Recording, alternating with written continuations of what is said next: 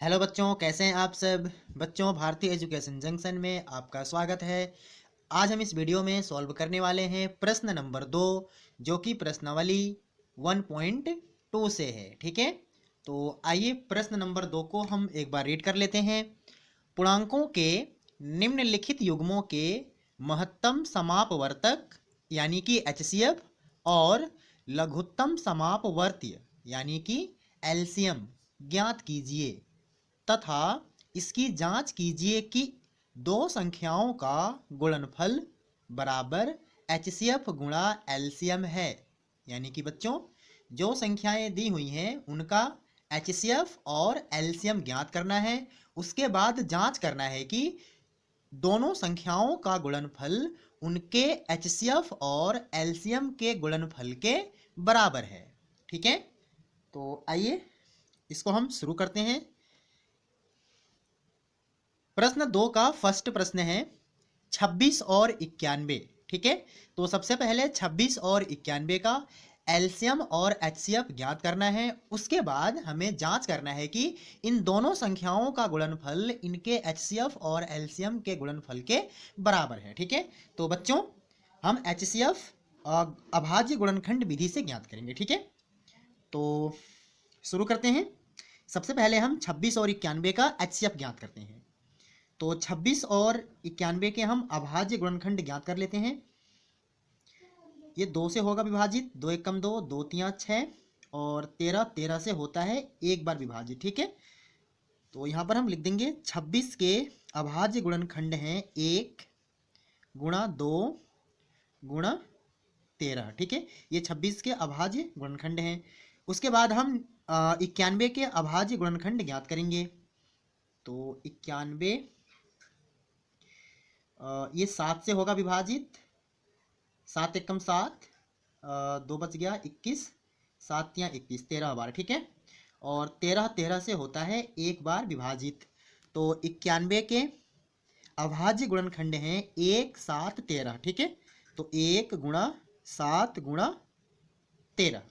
Right, तो 26 और 91 के हमने अभाज्य गुणनखंड ज्ञात कर लिए। ठीक है बच्चों, अब एचसीएफ ज्ञात करने के लिए हम इनमें से उभयनिष्ठ गुणनखंड को लेंगे। ठीक है, उभयनिष्ठ यानी कि जो दोनों में होगा। ठीक है, तो यहां पर हम राइट करेंगे एचसीएफ बराबर, अब एक दोनों में क्या है, एक दोनों में गुणनखंड है यानी कि एक उभयनिष्ठ है। तो यहां पर हम एक ले लेंगे गुणा 2 और 7 उभयनिष्ठ नहीं है। ठीक है, क्योंकि 26 में गुणनखंड 2 है, अभाज्य गुणनखंड 2 है, लेकिन 91 में 2 नहीं है, 91 में 7 है। ठीक है, तो ये कॉमन नहीं है, उभयनिष्ठ नहीं है, तो इनको हम नहीं लेंगे, छोड़ देंगे। ठीक है, अब आगे देखते हैं 13। 13 26 में भी है और 91 में भी है, यानी कि 13 उभयनिष्ठ है, कॉमन है, तो हम 13 को यहाँ पर ले लेंगे। ठीक है, यानी कि जब एचसीएफ ज्ञात करते हैं तब अभाज्य गुणनखंडों में जो कॉमन होते हैं, जो उभयनिष्ठ होते हैं, उन्हीं को हम लेते हैं। ठीक है, और जो उभयनिष्ठ नहीं होते हैं उनको हम छोड़ देते हैं। ठीक है, अब इनकी हम कर देंगे गुणा, 13 एकम 13।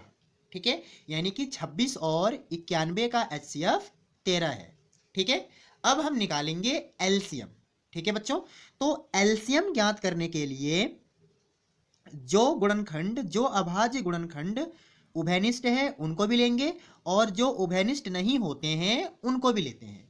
ठीक है, तो उभयनिष्ठ कौन कौन से हैं? उभयनिष्ठ एक तो 1 है गुणा और एक 13 है उभयनिष्ठ। उसके बाद जो उभयनिष्ठ नहीं है, यानी कि 2 भी उभयनिष्ठ नहीं है तो 2 को भी लेंगे, 7 भी नहीं है तो 7 को भी लेंगे। ठीक है, अब इनकी हम कर देंगे गुणा, तो ये हो जाएगा 13 कम 13, 13 दूना 26 और 26 सत्य होता है 182।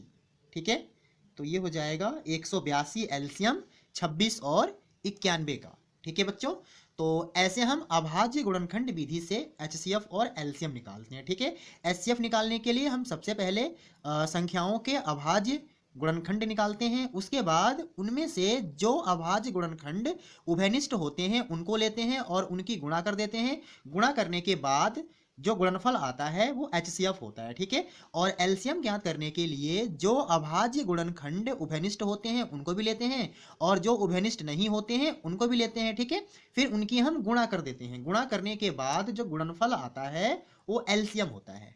ठीक है बच्चों। तो 26 और 91 का HCF 13 है और एलसीएम 182 है। ठीक है, तो यहां पर हम लिख देंगे अतः 26 और 91 का HCF बराबर 13 तथा एलसीएम बराबर 182। ठीक है, HCF और एलसीएम हमने ज्ञात कर लिया। अब हम जांच करेंगे कि दो संख्याओं का गुणनफल बराबर होता है HCF गुणा एलसीएम के। ठीक है, तो यहां पर हम कर लेते हैं जांच। अब दो संख्याओं का गुणनफल यानी कि 26 और 91 का गुणनफल, तो यहां पर हम 26 गुणे 91 यानी कि दो संख्याओं का गुणनफल, ठीक है, बराबर है इनके HCF गुणा एलसीएम के। तो 26 का HCF, 26 और 91 का HCF 13 है, तो यहाँ पर 13 लिख देंगे, गुणा 26 और 91 का एलसीएम 182 है, तो यहाँ पर हम 182 लिख देंगे। ठीक है, तो ये हो गया। अब 26 और 91 का जब हम गुणा करेंगे तो प्राप्त होता है 2366। ठीक है, आप गुणा करके चेक कर सकते हैं।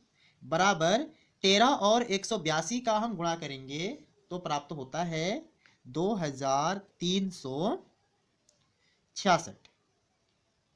ठीक है बच्चों, तो यहां पर आप देख सकते हैं कि संख्याओं का गुणनफल 2366 है और इन संख्याओं का HCF और एलसीएम का गुणनफल भी 2366 है। ठीक है, तो ये प्रूफ हो गया कि दो संख्याओं का गुणनफल बराबर होता है उनके HCF और एलसीएम के गुणनफल के। ठीक है, तो ये प्रूफ हो गया। तो यहां पर हम लिख देंगे अतः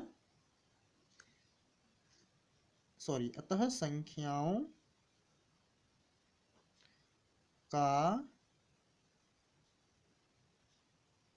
गुणनफल बराबर HCF गुणा एलसीएम। तो ये प्रूव्ड हो गया। ठीक है, यस। तो बच्चों आई होप आप सबको समझ में आ गया होगा। अब हम सेकंड प्रश्न को करेंगे। सेकंड प्रश्न है 510 और 92। तो सबसे पहले हम 510 और 92 के अभाज्य गुणनखंड ज्ञात कर लेते हैं। तो सबसे पहले हम 510 के निकालेंगे अभाज्य गुणनखंड। ये दो से होगा विभाजित, 2 दूना 4, 2 पंचे 10, 0। ठीक है, और सॉरी बच्चों ये गलत हो गया, 2 दूना 4, 1 बचा, अच्छा ठीक है, 2 दूना 4, 1 बचा, 11 हो गया, 2 पंचे 10, 1 बचा, और ये हो गया 2 पंचे 10। ठीक है, उसके बाद यस, अब 255 होगा विभाजित, ये 2 से तो नहीं होगा, 3 से हो जाएगा। ठीक है, तो 3 अट्ठे 24, 1 बचा 15 हो गया, 3 पंचे 15। ठीक है, अब 85 होगा विभाजित 5 से 17 बार। ठीक है, 5 एकम 5, 3 बचा 35 हो गया, 5 सत्ते 35। ठीक है, और 17 होता है 17 से विभाजित 1 बार। राइट, तो 510 के अभाज्य गुणनखंड हैं 1 गुणे 2 गुणे 3 गुणे 5 गुणे 17। ठीक है, अब 92 के हम निकालेंगे अभाज्य गुणनखंड। ध्यान से देखेंगे सभी बच्चे, ये 2 से होता है विभाजित, 2 चौको 8 और 2 छक 12।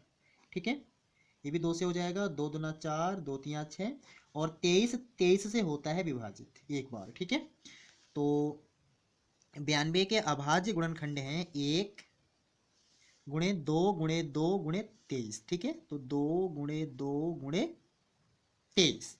ठीक है बच्चों, तो अब HCF ज्ञात करने के लिए हम उभयनिष्ठ गुणनखंड को यानी कि उभयनिष्ठ अभाज्य गुणनखंड को लेंगे। ठीक है, तो एक उभयनिष्ठ है, उभयनिष्ठ का मतलब कि जो दोनों में हो। ठीक है, तो एक उभयनिष्ठ है, एक को लेंगे हम, गुणे का निशान लगाएंगे। ये 2 भी उभयनिष्ठ है, तो 2 को हमने यहाँ पर लिख लिया। ठीक है, 3 510 में 3 है, जबकि 92 में 3 नहीं है। ठीक है, तो 3 उभयनिष्ठ नहीं है, तो 3 को नहीं लेंगे। ठीक है, नीचे 92 में 2 है गुणनखंड, जबकि ऊपर 510 में 2 नहीं है, वो एक बार 2 था उसको हमने ले लिया है, ठीक है। तो अब 2 नहीं है तो 2 भी उभयनिष्ठ नहीं है तो इसको भी हम छोड़ देंगे। 5 भी उभयनिष्ठ नहीं है, दोनों में नहीं है तो इसको भी छोड़ देंगे। 17 भी दोनों में नहीं है और 23 भी दोनों में नहीं है, ठीक है। तो इनको हम छोड़ देंगे, इनको हम नहीं लेंगे, राइट।